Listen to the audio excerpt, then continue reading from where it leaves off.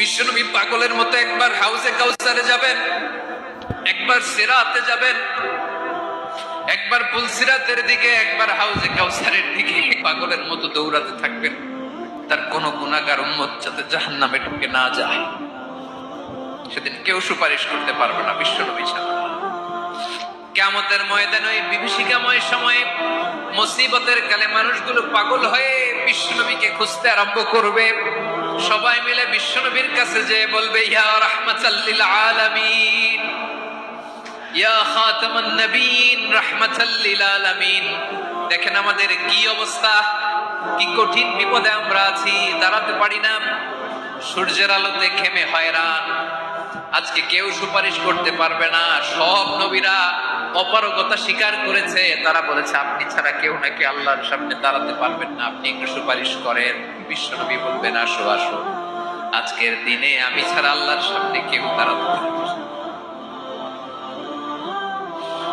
বিশ্বনবী মাকামে মাহমুদে যে আল্লাহু আকবার বলে সিজদায় লুটিয়ে পড়বেন। আল্লাহ রাব্বুল আলামিন বিশ্বনবীকে এমন কিছু চমৎকার শব্দ শিখাবেন, ওই শব্দগুলো দিয়ে আল্লাহর প্রশংসা করে বিশ্বনবী কাঁদতে আরম্ভ করবেন। বিশ্বনবী এমন ভাবে অজর দ্বারায় সিজদায় লুটিয়ে পড়ে কাঁদবেন, রব্বুল আলামিনের রহমতের দরিয়ায় জোশ লেগে যাবে। রব্বুল আলামিন এই দৃশ্য থেকে সহ্য করতে পারবেন না। রব্বুল আলামিন বলবেন, ইয়া মুহাম্মদ ইরফা রাসাক, ও নবী আপনি মাথা তোলেন, মাথা তোলেন, আপনার কান্না আমি সহ্য করতে পারি না। নবী আপনি মাথা তোলেন, সাল তুতা, আজকে আপনি যা চাবেন তাই দেন। নবী আপনি সিজদা থেকে মাথা তুলেন, সাল তুতা, যা চাবেন তাই দেব। ওয়াশফা তুশাফা, যার জন্য সুপারিশ করবেন তার সুপারিশ কবুল করে নিব। বিশ্বনবী এবার মাথা তুলবেন। যে বিভীষিকাময় সময়ে প্রত্যেক নবী বলেছেন আমি পারবো না, প্রত্যেক নবী বলেছেন নফসি নফসি, আমার কি হবে আমি জানি না, আল্লাহ আমারে বাঁচাও।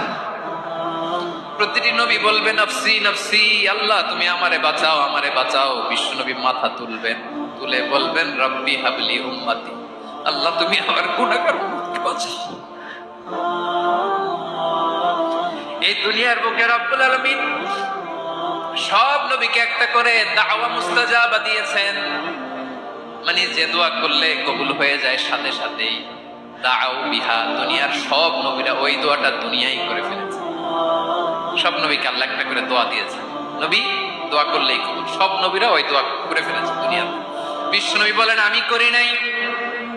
ওয়া ইন্নী আখতাবিউ দাওয়াতি শাফাআতান লি উম্মতি ইয়াউমাল কিয়ামাহ, আমার ওই স্পেশাল দোয়াটা আমি দুনিয়ার বুকে কঠিন বিপদে পড়েও কোনোদিন করি নাই। আমি আমার স্পেশাল দোয়াটা কিয়ামতের দিন আমার গুনাহগার উম্মতকে সুপারিশের জন্য রেখে দিয়েছি।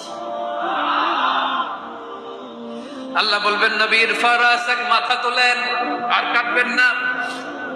বিশ্বনবী মাথা তুলবেন, আল্লাহ বলবেন সাল তুতা, আপনি যা চাবেন তাই দেব। ওয়াশফা তুশাফা, সুপারিশ করেন, সুপারিশ কবুল করব।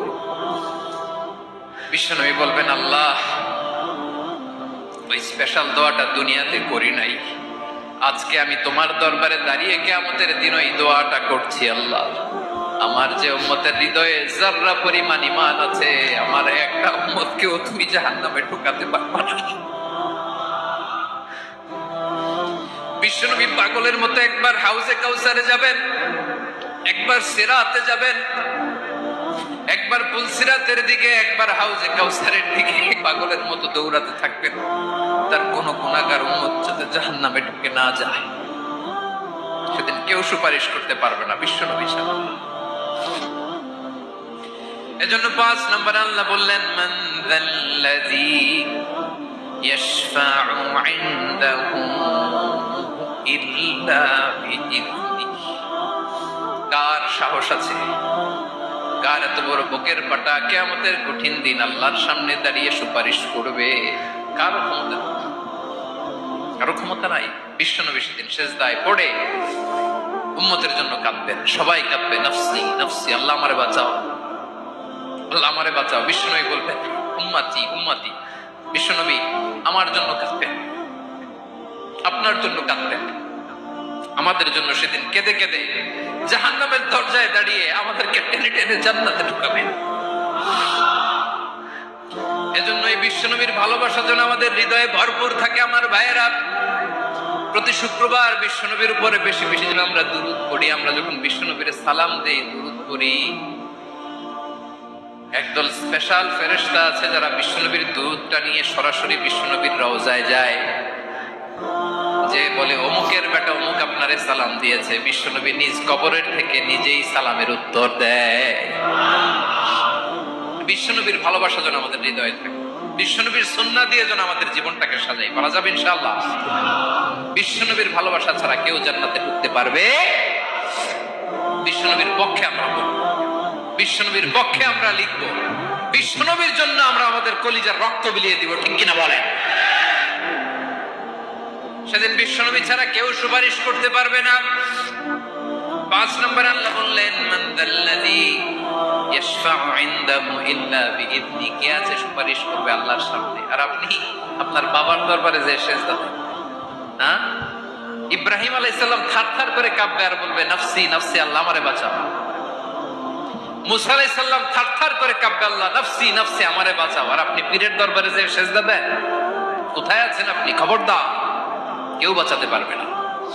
যাকে ইল্লা আল্লাহ যাকে অনুমতি দেন, বিশ্বনবীকে দিবেন, নবীদেরকে দিবেন, এরপরে আল্লাহ তার স্পেশাল ওয়ালিদেরকে, মুত্তাকিনদেরকে, শহীদদেরকে, সিলেক্টেড বান্দাদেরকে দিবেন। কিন্তু কাকে দিবেন, কার জন্য দিবেন, দুনিয়ার কেউ জানে না একজন ছাড়া। তিনি কে? আল্লাহর ওয়ালিদেরকে, নেককার লোকদেরকে আল্লাহ সুপারিশের অনুমতি দিবেন। কিন্তু আপনি যারে মানেন, যার পায়ে সেজদায় লুটিয়ে পড়ে থাকেন, তারে যে আল্লাহ দিবেন, এটার কোনো গ্যারান্টি আছে? কথা বলেন। এজন্য জপতে হবে একজনের নাম, আওয়াজ করে বলুন, তিনি কে? আল্লাহ। তুমি